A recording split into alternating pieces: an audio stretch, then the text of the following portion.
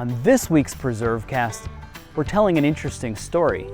A tale of wizardry, sorcery, black magic, or faith healing, depending on which way you look at it. We're telling a story of the Wizard of South Mountain. This is no tall tale.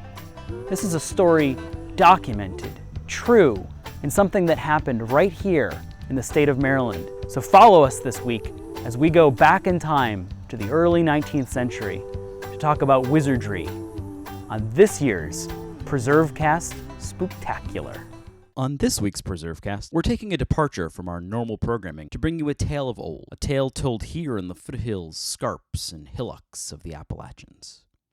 In these blue hills of Maryland, as the chill of autumn arrives and as we approach All Hallows Eve, we're talking wizards, spells, and sorcery. In winter's tedious nights, sit by the fire with good old folks, and let them tell thee tales of woeful ages long ago. Normally on PreserveCast, we interview an expert in their given field, but this week, we're telling our own tales and uncovering the story of Michael Zittle, the Wizard of South Mountain. When it comes to wizards, you might be familiar with Merlin, Harry Potter, or perhaps even the Washington basketball team.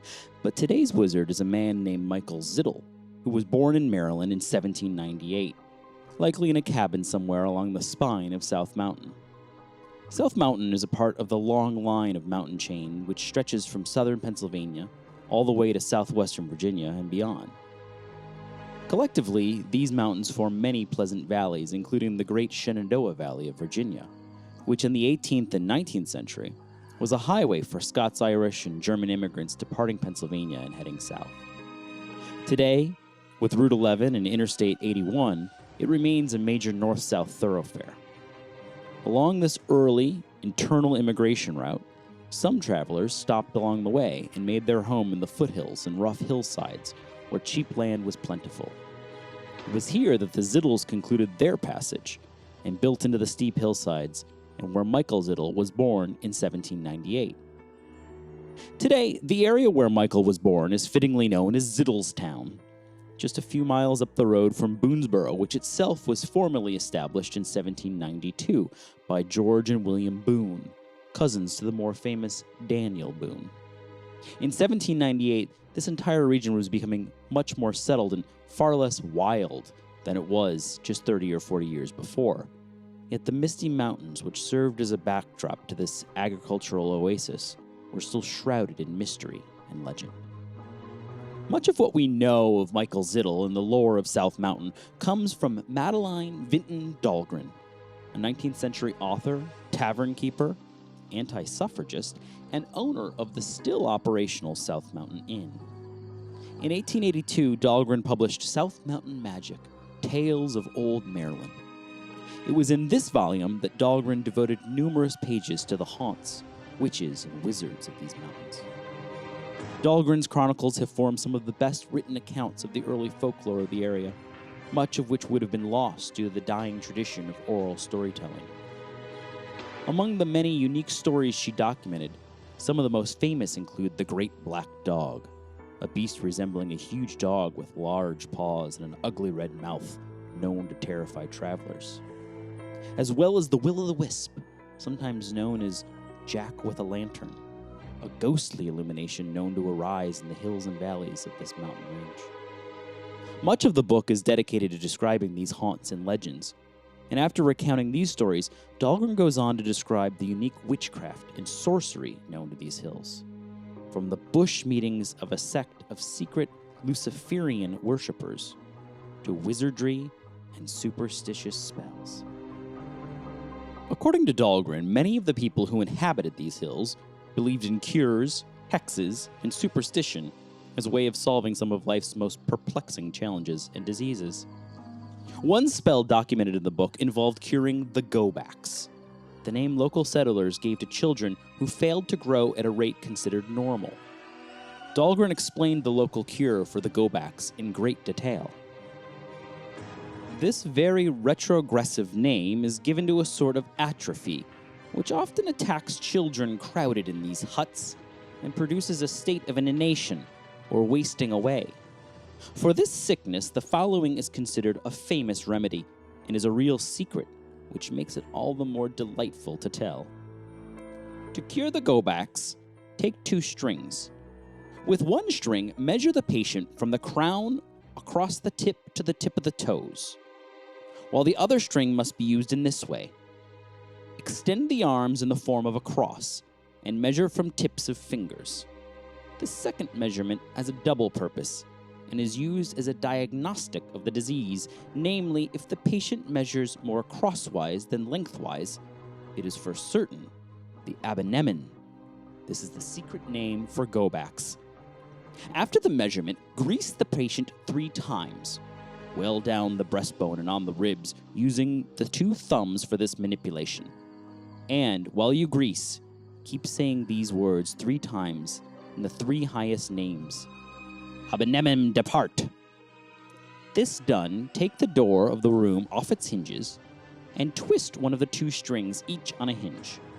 Then, rehang the door, and when the action of the door shall wear these strings by the ordinary course of opening and shutting, the child will be cured. In addition to documenting local faith healing and superstitions, Dahlgren purportedly once gazed upon the legendary Black Spell Book owned by Michael Zittle Jr., who she referred to as the high priest of all this evil practice. Dahlgren explained he was resorted to by hundreds of people from all across the country round about South Mountain, and even from a distance, many of whom went away in the belief that they had been cured, and they may have been so. Of his Black Book of Spells, Dahlgren continued, "We have seen the original conjuring book of old Zittle. It is in German, and we have made a rude translation of portions of its syllabine leaves. Quite enough of it, we trust, to satisfy the curiosity of our learned readers, and more than enough to satisfy ourselves as to its true nature." The spells which Dahlgren reviewed dealt with many afflictions, from thievery to fevers to stopping bleeding. Dahlgren explained that the first 4 conjurings or spells in Zittle's book all dealt with the return of stolen or lost property. The first few of Zittle's spells, which Dahlgren recorded, were as follows. How one may compel a thief or thieves to restore stolen property. Say this. O thief, down, what hast thou stolen, and go away, in Satan's name, in whose name thou hast taken my property. How to proceed when a thief or thieves have stolen a horse. Take the pitchfork and stick where the horse stood. Call the horse by name and say, I trample thee, I stick thee, I bite thee.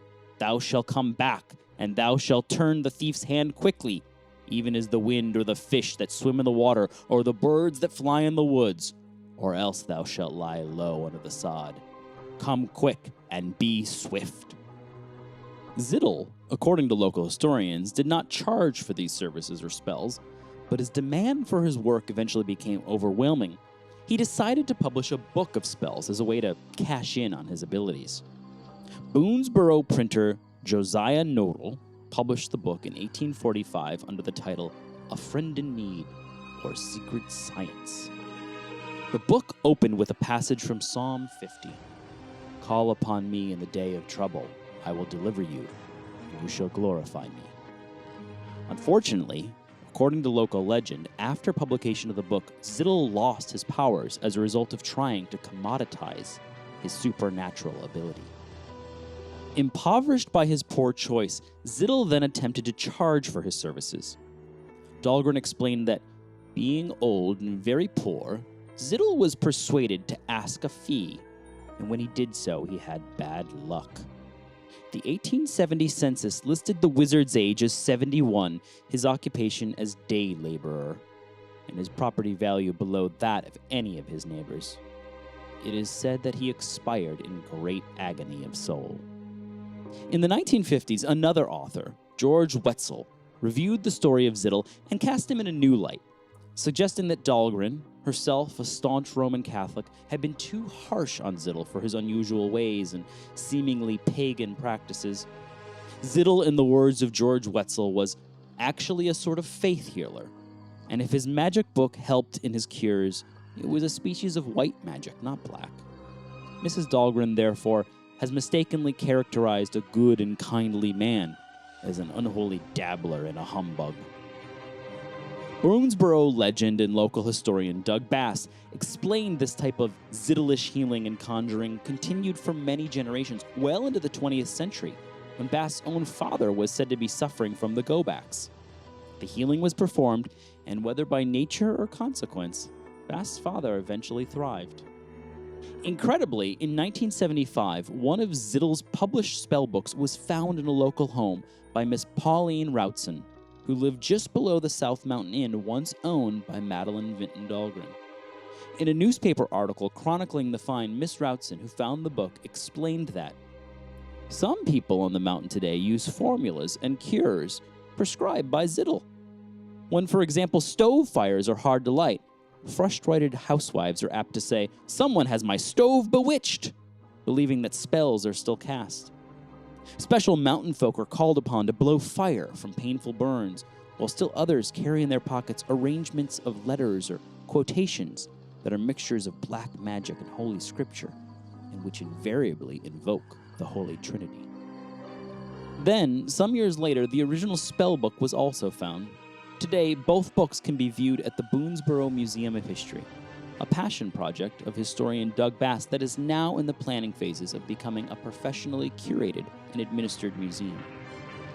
And not far from that museum, in a quiet cluster of Zittle family tombstones, the Wizard of South Mountain lies buried under a simple headstone. No mention of wizardry or spells adorns his grave, but his legend and sorcery lives on in the hearts and minds of all who venture a visit to South Mountain. Today, thanks to the work of preservationists, many of the landscapes, towns, and places associated with today's story have been preserved for future generations. South Mountain itself is a major preservation victory, with tens of thousands of acres protected for nature and history. A state park protects large swaths of the landscape, which eventually became the site of a major Civil War battle in 1862. And the Appalachian Trail, a unit of the National Park Service, runs along the spine of the mountain. It's nearly midpoint in the trail's Maine to Georgia length. Many homes have been lovingly restored, and the towns like Boonesboro are listed on the National Register of Historic Places for their long connection to the early history of the state, and the National Road, which cuts through the center of town, making it a major stop along America's first federally funded road. And today, Preservation Maryland, which powers PreserveCast, is working to help increase tourism and visitation to South Mountain. The organization recently concluded a first-of-its-kind study which laid the groundwork for an in-progress rebranding and signage planning project, all aimed at increasing awareness and building support for the preservation of this very special place. As Madeline Vinton Dahlgren began her book with an introduction to thoughts on the occult, so will we conclude this special spellbinding episode of PreserveCast. Dahlgren offered that everyone, no matter how prejudiced or realistic, must admit that the occult has in all ages attracted the attention of investigating minds, so that it cannot be considered as any evidence of weak judgment or want of logical perception, to admit surprising facts, the causes of which cannot be perceived. Rather, indeed, it is the exception when we can clearly trace cause and effect in the arcana of nature. On behalf of everyone at PreserveCast, I wish you a happy and hallowed Halloween. Good night.